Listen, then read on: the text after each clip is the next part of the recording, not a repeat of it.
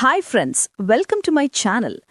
இப்படி சும்மா சோர்வா கதைகள் கேட்கணும்னா சேனலை சப்ஸ்கிரைப் பண்ணிக்கோங்க. அக்கம் பக்கத்துல இருக்க பெல் ஐகான்ல கிளிக் அடிச்சுக்கோங்க. இவரோட பேர் அர்ஜுன். இவருக்கு வயசு 28. வீட்ல அம்மா, அப்பா, ஒரு அண்ணன். அண்ணனுக்கு திருமணமாகி சமீபத்துல 4 வருஷமாச்சு.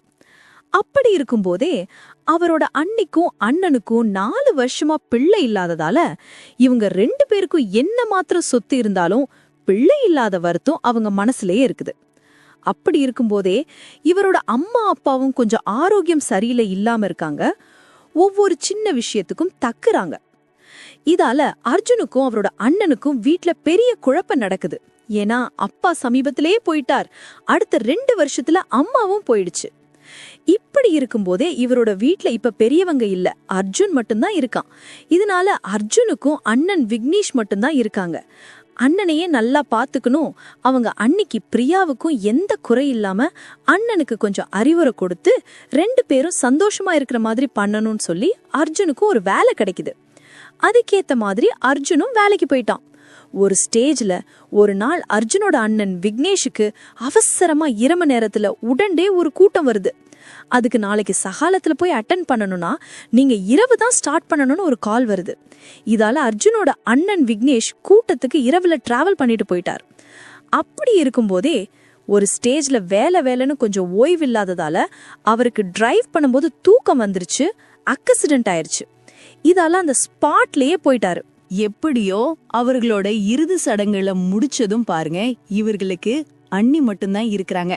ஊர்ல இப்போ இவங்களுக்கு பிள்ளை இல்ல, இவங்களோட பங்கு கொடுத்துட்டீங்களா, அவர்கள் எப்படி வீட்டு விட்டு போயிடுவாங்க, இதுக்கு அடுத்து நீங்க தான் இருக்கலாம்னு சொல்றப்போ இந்த அளவுக்கு நம்ம அண்ணி நம்ம வீட்டுல இருந்து தன்னோட அப்பா அம்மாவை கவனிச்சு பாத்துக்கிட்டாங்க. இப்போ இவங்களெல்லாம் நம்ம எப்படி விட்டுட்டாலும் நம்மள பாத்துக்கிறதுக்கும் யாரும் இல்ல. இருந்தாலும் பரவாயில்ல இருக்கட்டுன்னு சொல்லி நம்ம அர்ஜுன் சாரி சொன்னாலும் கூட நம்ம அண்ணியும் இந்த வார்த்தை சொல்ல. ஏன்னா இது வரைக்கும் தன்னோட கணவர் இருந்த வரைக்கும் எந்த குறையுமே இல்ல. இப்ப நம்மள நல்ல மாதிரி பாத்துக்கிட்டாரு. நம்ம என்ன சுத்தியும் எதுவும் செய்யாம எந்த குறையும் இல்லாம தான் நம்ம அவர்களோட அண்ணிய வச்சிருந்தாங்க. அப்படி இருக்கும்போது நம்ம அர்ஜுன் நானே பாத்துக்கிறேன், அப்படி இருக்க அர்ஜுனும் வேலைக்கு போயிட்டு இருக்கான அவங்களுக்கு நல்ல சமைச்சு சாப்பாடு கொடுக்கறேன். இப்படி இருக்கும்போது வீட்டோட சூழ்நிலை எல்லாத்தையும் புரிஞ்சுக்கிட்டு நம்ம பிரியா பாருங்க அந்த வீட்டோட பொறுப்பு விஷயங்கள் எல்லாத்தையும் ஏறந்திக்கிறாங்க.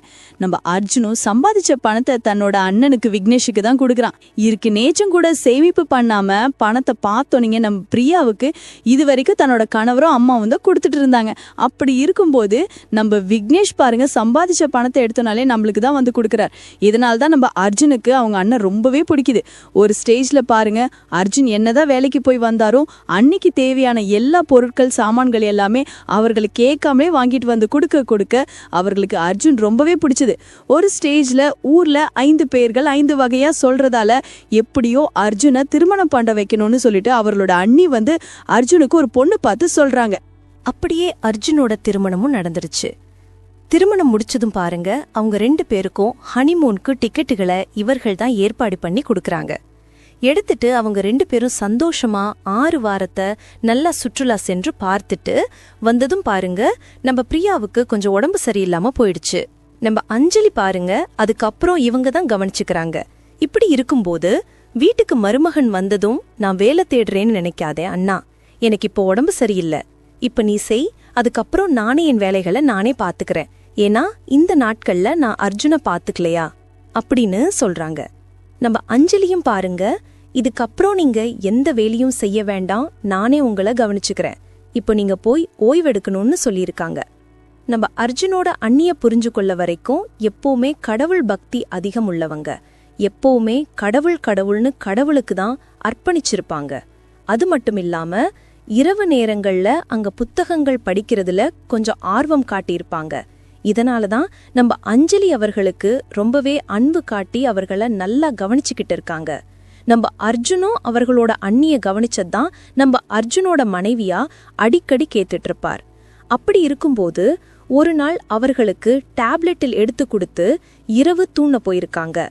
இரவுல நம்ம அர்ஜுனோட மனைவி தண்ணீர் குடிக்கலாம்னு கிச்சனுக்கு வரும்போது பாருங்க அவங்க அந்த பிரியாவோட ரூம்ல ஒரு சத்தம் கேக்குது.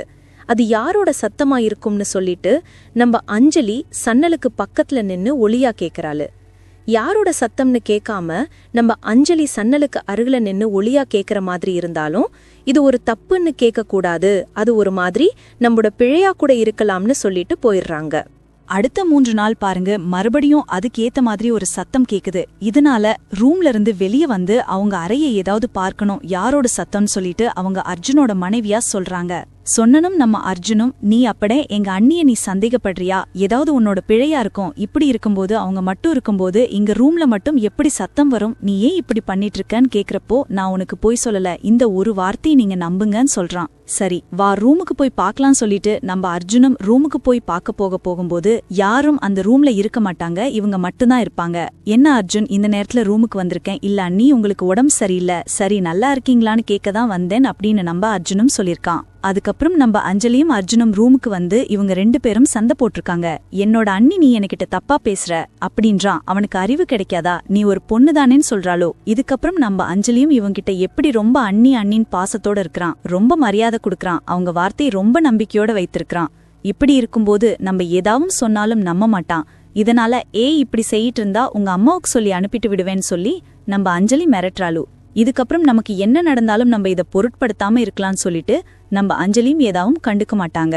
அதுக்கப்புறம் பாருங்க, அப்படியே சில நாள் போகுது. அதுக்கப்புறம் மறுபடியும் அந்த மாதிரி சத்தம் கேட்கறதால நம்ம அஞ்சலி எது நடந்தாலும் என்ன, நம்ம இப்படி கண்டுக்காம இருந்துட்டா பரவாயில்லன்னு சொல்றாங்க. ஒரு நாள் பாருங்க, சமையல் அறையில நம்ம பிரியா வந்து எல்லாத்தையும் சமைச்சு முடிச்சிட்டு எப்படியோ வழக்கம் போல அவங்க தான் கடைசி சாப்பாடு எடுத்து வைக்கிறாங்க.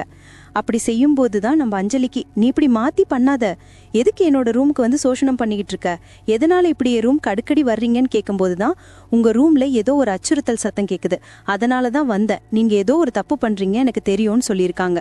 இவங்க எதுவுமே அச்சுறுத்தல் பேசாம வீட்டுக்கு திரும்பி வந்திருக்காங்க. வீட்ல பாருங்க, அறவேளையா ஒரு அச்சுறுத்தல் சத்தம், அவங்களோட பணம் மக எல்லாத்தையும் பாத்துக்கிட்டு இருக்கிறத பாத்திருக்காங்க.